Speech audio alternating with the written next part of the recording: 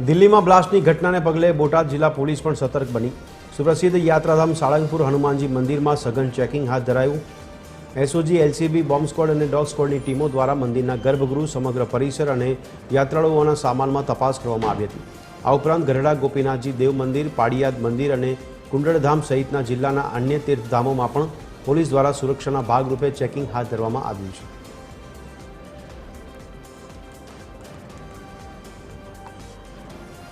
જે bus stand છે, taxi stand છે કે બિનવારસી પડેલા વાહનો છે એની પણ ચેકિંગ આપણે ચાલુ કરાઈ છે